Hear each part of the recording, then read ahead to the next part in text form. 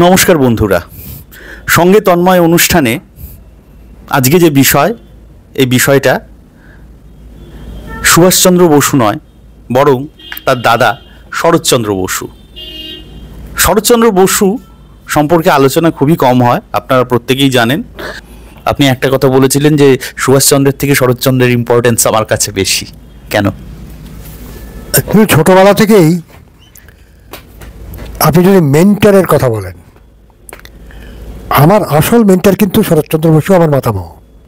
আমি মনে করি শরৎচন্দ্র বসু যদি আজকে বাংলার রাজনৈতিক পটভূমিতে না থাকতেন, সুভাষচন্দ্র নেতাজি হতে পারতেন না।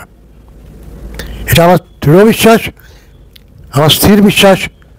অনেকেই আমার কথা শুনে বলবে, এই অমনি নিজের মাতামহ সম্বন্ধে আরম্ভ করলে কথা। হ্যাঁ, আমার কাছে যুক্তি আছে। তার কারণ প্রতি পদে আমি দেখতে পাচ্ছি তার বিপদের সময়ও, যখন সুভাষচন্দ্র বিপন্ন, রাজনৈতিকভাবে যখন তিনি বিপন্ন, এই বাংলায় যখন তিনি বিপন্ন, তার দায়িত্ব কেড়ে নিয়ে যতীন্দ্রমোহন সেনগুপ্তকে যখন ওয়ার্কিং কমিটির সদস্য করে দেওয়া হলো, আমরা দেখেছি তাকে ওয়ার্কিং কমিটি থেকে বাদ দিয়ে দেওয়া হলো। সেই সময় সুভাষচন্দ্রের পাশে দাঁড়িয়েছিলেন একজন জগদ্দল পাথরের মতন দুটি মানুষ, এক শরৎচন্দ্র বসু, আরেক সত্যরঞ্জন বক্সী। এই দুজনের অবদান কিন্তু ভোলার নয়। কিন্তু আজকে সত্যরঞ্জন বক্সীকেও মানুষ ভুলে গেছে, বাংলার মানুষ। ভারতবর্ষ তো কোন ছাড়, শরৎচন্দ্র বসুকেও ভুলে গেছে বাংলার মানুষ। ভারতবর্ষ তো কোন ছাড়। 1889 সালে যার জন্ম, সুভাষচন্দ্রের মেজদাদা জানকীনাথ বোসের দ্বিতীয় পুত্র সন্তান শরৎচন্দ্র, কিন্তু আমি যেটা শুনেছি এবং আমার যতটুকু মনে আছে, তিনি চেহারার দিক দিয়ে খুব একটা দীপ্তময় কিন্তু ছিলেন না। তিনি খুব একটা লম্বা ছিলেন না, তার রঙও সেরকম ফর্সা ছিল না। যেমন আমরা দেখতে পাই তিন ভাই পরপর, সুনীলচন্দ্র, সুভাষচন্দ্র এবং শৈলেশচন্দ্র, যে রং আমরা দেখি, সেই রং কিন্তু শরৎচন্দ্র বসুর ছিল না। তিনি তার চাপা রং ছিল। কিন্তু যেটা সবাইকার মুখে শুনেছি, সেটা ছিল শরৎচন্দ্রের দুটো দীপ্তিময় চোখ, প্রখর চোখের দৃষ্টি, যার সামনে প্রত্যেকটি মানুষ কিন্তু শ্রদ্ধায় অবনত হতো। একাধারে তিনি ছিলেন একজন লব্ধ প্রতিষ্ঠ আইনজীবী, আইনজ্ঞ, এটা আমরা সকলেই জানি। এছাড়াও তিনি ছিলেন একজন দক্ষ সাংবাদিক, এটা অনেকেই জানেন না।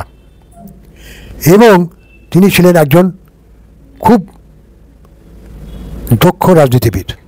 তার রাজনৈতিক বিশ্লেষণ যেগুলো ছিল, সেগুলো যদি আপনারা দেখেন, স্বাধীনতার পূর্বে এবং স্বাধীনতার পরে, আমি অবাক হয়ে যাই লোকটাকে দেখে। আরেকটা যেটা জিনিস ছিল, এই ভদ্রলোকের বুকের সাহস, বুকের পাঠা। আমরা ইংরেজিতে একটা কথা বলি, calling a spade a spade. Saratchandra Basu use to call a spade. যেটা ভুল সেটা তুমি দ্যাটুইন ভাষায় বলতেন এটা ভুল, যেটা ঠিক তাকে তিনি আঁকড়ে থাকতেন।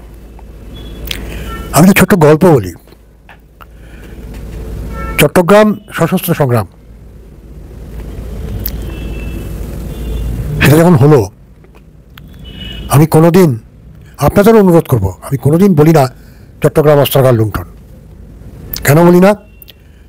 কারণ এই অস্ত্রাগার লুণ্ঠনটা ছিল এই সশস্ত্র সংগ্রামের একটা অঙ্গ। এবং সশস্ত্র সংগ্রামকে নিচু চোখে দেখার জন্য ব্রিটিশরা নাম দিয়েছিল চিটাগং আর্মারি রেড।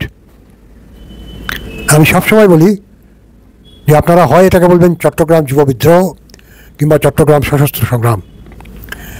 এই চট্টগ্রাম সশস্ত্র সংগ্রামে যখন চট্টগ্রাম জেলে বন্দী হয়ে আছেন অনন্ত সিংহ, গণেশ ঘোষ, অম্বিকা চক্রবর্তী প্রভৃতি অনেক এই সশস্ত্র সংগ্রামে অংশগ্রহণকারীগণ, তখন অনন্ত সিংহের একটা ইচ্ছে হলো অন্তত একদিনের জন্য চট্টগ্রাম এই আদালতে যেন শরৎচন্দ্র বসু তার হয়ে একটু সওয়াল করেন। সেই পরিপ্রেক্ষিতে শরৎচন্দ্রের এই অনন্ত সিংহের দিদি শ্রীমতী ইন্দুমতী সিংহ উনি কলকাতায় এসে 1 নম্বর উডম্যান পার্কের বাড়িতে শরৎচন্দ্র বসুর কাছে এই বিনীত অনুরোধটা করলেন। তখন বাংলায় একটা টলটলমান অবস্থা, টালমাটাল অবস্থা, একদমই টালমাটাল অবস্থা। বড় বড় নেতারা সব জেলে, শরৎচন্দ্র জেল থেকে সদ্য ছাড়া পেয়েছেন, এবং তাকে গান্ধীজি অনুরোধ করলেন যে আপনি কংগ্রেসকে বাংলায় পরিচালনা করার দায়িত্ব নিন। তিনি তখন গান্ধীজির কথা অনুসারে অসহযোগ অহিংস আন্দোলনের পথে বাংলার কংগ্রেসকে পুনরুজ্জীবিত করার চেষ্টা করলেন। এই ইন্দুমতী সিংহ এসছেন তাকে অনুরোধ করতে। একটি সশস্ত্র সংগ্রাম চট্টগ্রামে হয়েছে।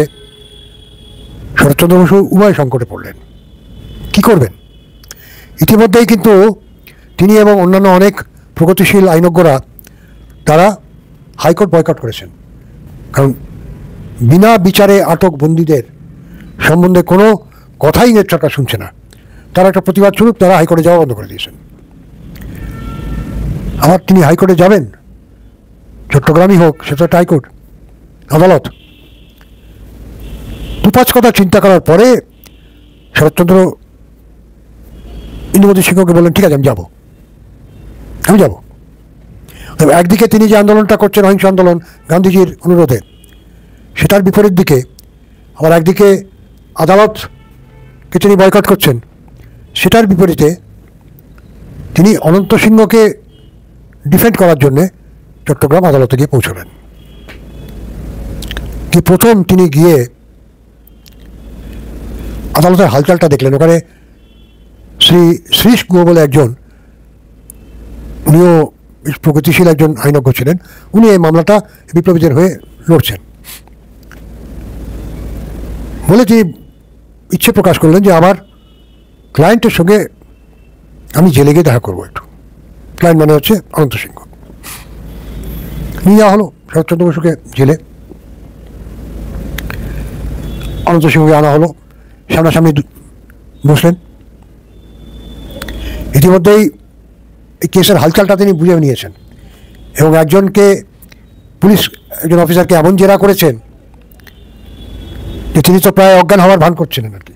আদালতে হাসি দোল পড়ে গেছে, কারণ শরৎচন্দ্র বসুর ক্রস এক্সামিনেশন ছিল বিখ্যাত। আদালতে যখন তিনি কালকাটা হাইকোর্টের বারে যখন তিনি ক্রস এক্সামিনেশন করতেন, তখন জুনিয়র লয়ারদের একটা ভিড় জমে যেত। তারা অধীর আগ্রহে এই শিক্ষাটা নিতে চাইতেন যে কী করে শরৎচন্দ্র বসু এই ক্রস এক্সামিনেশনগুলো করছেন। এটা শিক্ষণীয় বস্তু ছিল তাদের পক্ষে। যাই হোক, একটু থামাচ্ছি একটা প্রশ্নের জন্য। শরৎচন্দ্র বসু আজীবন কংগ্রেসের সাপোর্টার ছিলেন, সমর্থক ছিলেন, এবং সুভাষচন্দ্র কিন্তু কংগ্রেস পরিত্যাগ করে ফরওয়ার্ড ব্লক গঠন করলেন। কিন্তু শরৎচন্দ্র বসু কখনো কংগ্রেস পরিত্যাগ করেছে বলে আমার জানা নেই। হ্যাঁ, না জানা নেই। তবে স্বাধীনতার সময় তিনি যখন তার প্রথম নির্বাচন লড়লেন উত্তর কলকাতা থেকে, তিনি কিন্তু কংগ্রেসের ক্যান্ডিডেটের বিরুদ্ধে লড়াই করেছিলেন এবং বিপুল ভোটে জয়ী হয়েছিলেন। কারণ তখন তিনি একটা কথা বলেছিলেন যে দেশ ভাগ করে যে স্বাধীনতা আসে, ধর্মের ভিত্তিতে দেশ ভাগ করে যে স্বাধীনতা আসে, সেই স্বাধীনতা আমি মানি না। এবং এই যে বইটা শরৎচন্দ্র বসুর বেশ কিছু ভাষণ এবং লেখার কালেকটিভ একটা জিনিস আছে, আই ওয়ান্ট মাই কান্ট্রিম্যান, তাতে 265 পাতায় আপনারা দেখবেন কমনওয়েলথের সদস্য হওয়া নিয়ে শরৎচন্দ্র বসুর কীভাবে তার সমালোচনা করেছেন। The Republican within the Commonwealth, এইটা তার একটি কাগজ ছিল নেশন পত্রিকার এডিটোরিয়ালে ছাপা হয়েছিল 18 এপ্রিল 1949 সালে। তো এই স্বাধীনতা তিনি চাননি এবং আমার বড়দের মুখে শুনেছি 15ই আগস্ট 1 নম্বর উডবার্ন পার্কে কিন্তু শরৎচন্দ্র বসু ঝান্ডা উঠতে দেননি। তিনি বলেছিলেন যে ভারত মাতাকে দ্বিখণ্ডিত করে আমাদের স্বাধীনতা এসছে, আমি সেই স্বাধীনতাকে পূর্ণরূপে মন থেকে সায় দিতে পারছি না। এত বড় একটা কথা উনি বলেছিলেন তখন। যাই হোক, আমি যেটা আসছি, জেলে দেখা করলেন। জেলার সাহেব তো প্রায় ঘাড়ের ওপর নিঃশ্বাস নিচ্ছেন। শরৎচন্দ্র বসু একটু জেলারের দিকে তাকিয়ে বললেন, well mister jailer, the interview should be within the sight, not within the hearing distance. মানে আমার ক্লায়েন্টের সঙ্গে আমি কথা বলবো, তোমার শোনার কোনো অধিকার নেই, তুমি দূর থেকে দাঁড়িয়ে দেখতে পারো। জেলার তো কিন্তু কিন্তু করে 14 বার আনসারি করে দূরে সরে গেলেন। সাক্ষাৎকার কি হলো? শরৎচন্দ্র অনন্ত সিংহকে বললেন, জেল ভেঙে পালাতে পারবে? বিচারের নামে যে প্রহসন হচ্ছে, আমি কেন, অতি বড় আইনজ্ঞ তোমাদের বাঁচাতে পারবে না। অতএব চেষ্টা করো জেল ভেঙে পালানোর। ঠিক সেই জিনিসটাই মেনে নিয়ে চট্টগ্রামের এই যুবরা কিন্তু চট্টগ্রাম জেল ভাঙার চেষ্টা করেছিলেন সুড়ঙ্গ কেটে, সেটা ধরা পড়ে গিয়েছিল। এবং এই ধরা পড়ে যাওয়াতে জিনিসটা কি করে জানি না, সংবাদপত্রগুলো জেনে গিয়েছিল, সেখানে খবরও প্রকাশ হয়ে গিয়েছিল। এই চট্টগ্রামের যারা বন্দী হয়ে আছেন, তারা জেল ভেঙে পালাতে গিয়েছিলেন, তারা ধরা পড়েছেন এবং কঠোরভাবে তাদের পাহারা দেওয়া হচ্ছে চট্টগ্রাম জেলে। এই সংবাদে কিন্তু ব্রিটিশ সরকার সাহস পায়নি, তখন যা পরিস্থিতি দেখেছিল, এদের ফাঁসি দেওয়ার। অতএব এদের সবাইকে আন্দামান পাঠিয়ে দেওয়া হয়েছিল। তো এই একটা কাজ শরৎচন্দ্র করেছিলেন, এদের অন্তত ফাঁসির হাত থেকে বাঁচিয়েছিলেন। আরেকটি ঘটনা আমি বলবো, লোমহর্ষক ঘটনা। আমার এখনও যখন চিন্তা করি আমার গায়ের লোম খাড়া হয়ে যায়।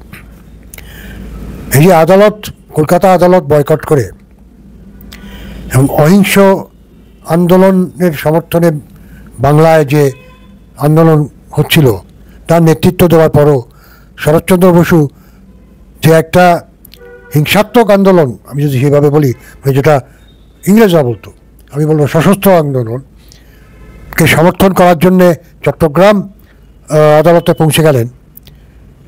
সেইটা নিয়ে তখনকার স্টেটসম্যান, যেটা ছিল ইংরেজদের একটা মুখপাত্র, তখন দুটি কাগজ ছিল, the Statesman and the Englishman, দুটি ছিল ইংরেজের মুখপাত্র।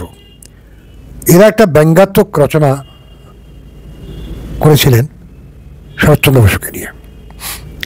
হবিত হ শরৎচন্দ্র বসু যখন চট্টগ্রামে, তখনই স্টেটসম্যানে এই খবরটা ছাপা হলো। শরৎচন্দ্র বসু আদালতে ঢুকছেন, স্টেটসম্যান কাগজটা তার হাতে, উনি হাতে এরকম করে কাগজটা নাচাচ্ছেন। সামনে বসে আছেন একজন ইংরেজ জজ, তার একদিকে একজন রায় বাহাদুর, একদিকে একজন খান বাহাদুর, প্যানেল হয়েছে। শরৎচন্দ্র বসু দ্বিধাহীন ভাষায় বললেন, I care a damn for the masquerading of a cur. I care a damn for the barking of a cur masquerading under the borrowed hide of the British lion. আমি ব্রিটিশ সিংহ পশুর ধার করা চামড়ার আড়ালে একটি নেড়িকুত্তার খ্যাকখ্যাকানি সহ্য করব না। মানে স্টেটসম্যান হচ্ছে নেড়িকুত্তা, ওই ব্রিটিশ সাম্রাজ্যবাদের ধার করা সিংহ চামড়ার আড়ালে সে গর্জন করছে। এবং বললেন, তখন সাহেব জজ যিনি ভেতরে বসিয়াছিলেন, তার তো মুখ লাল হয়ে গেল, কী বলছেন শরৎবাবু? তিনি একটু দাঁত চিবিয়ে বললেন, mister Bose, would you mind repeating your words? তিনি ভেবেছিলেন কড়া করে বললে হয়তো শরৎচন্দ্র বসু ক্ষমা চাইবেন কিংবা কথাটা অন্যদিকে ঘুরিয়ে দেবেন। কোথায় কি, শরৎচন্দ্র বসু আরও এক ধাপ স্বর উঁচু করে একটি কথাই বললেন, I care a damn for the barking of a car masquerading under the borrowed hide of a British lion. এই ছিল শরৎচন্দ্র বসুর সাহস, টু কল আ স্পেড,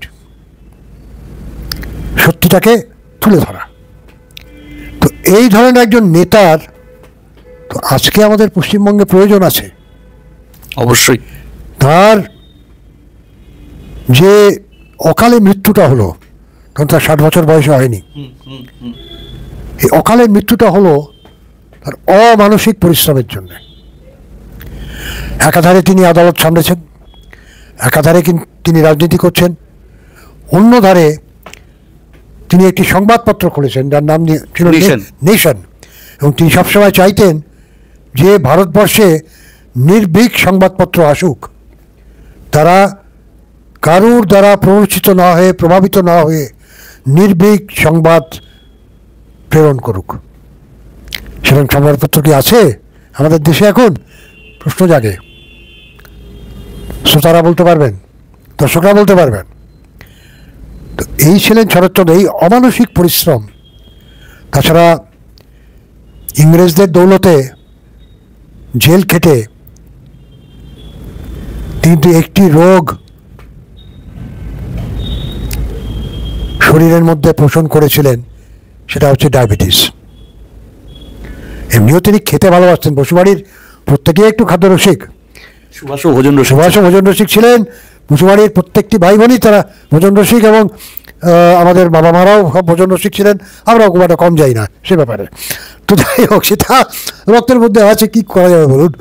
কিন্তু এই অমানসিক পরিশ্রম, তারপরে শরীর খারাপ হয়ে যায়। একদিন রাত্রিবেলা ওই নেশনের একটা এডিটোরিয়াল লিখতে লিখতে ওর একটা ম্যাসিভ কার্ডিয়াক অ্যাটাক হয়। তখন বাড়িতে উপস্থিত ওর মেজপুত্র অঙ্গনাথ বসু ডাকলেন, উনি মেজ মামা এলেন, বললেন আমাকে একটু ঘরে নিয়ে চলো, আর সুনীলকে খবর দাও। হয়তো বুঝেছিলেন যে ওর মৃত্যু আসন্ন। শুয়ে পড়লেন, গিয়ে সঙ্গে সঙ্গে খবর দেওয়া হলো। কিছুক্ষণের মধ্যেই ডক্টর সুনীল চন্দ্র বসু ও ছোটো ভাই, যিনি একজন বিখ্যাত হৃদ বিশেষজ্ঞ ছিলেন, উনি চলে এলেন। শেষ শব্দটা উনি ব্যবহার করেছিলেন যখন সুনীল চন্দ্র বসু, আমার নতুন দাদু, ইঞ্জেকশনটা তৈরি করছেন, ডাকনাম ছিল বেবি, বেবি হারি আপ, তাড়াতাড়ি করো, আমার সময় কিন্তু শেষ হয়ে আসছে।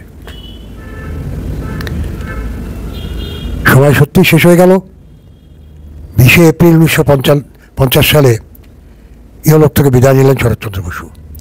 তার এই অকাল প্রয়াণে কিন্তু বাংলা যে কত বড় একজন দেশনায়ককে হারালো, এবং ভারতবর্ষ যে কত বড় একজন প্রতিবাদী ঈশ্বরকে হারালো, সেটা আজও আমরা কিন্তু উপলব্ধি করতে পারছি না।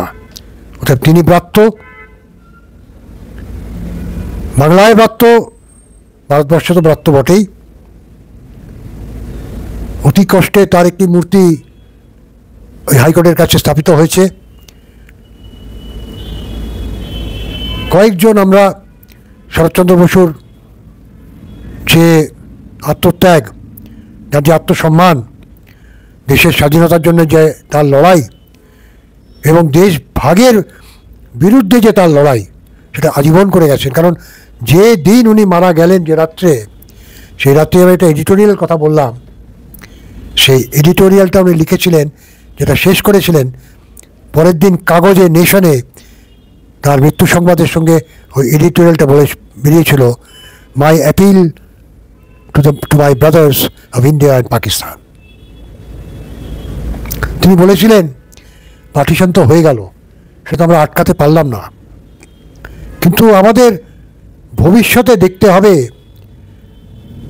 যে আমাদের এই দুই দেশের মিলনে যেন ধর্মটা বাধা না হয়।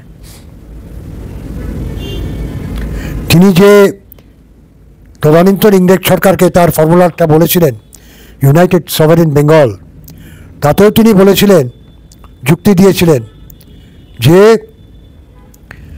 ধর্মকে পেছনে রেখে আমরা যদি ভাষা আর সংস্কৃতিটাকে আগে রাখি, তাহলে দুই বাংলার মিলন সম্ভব।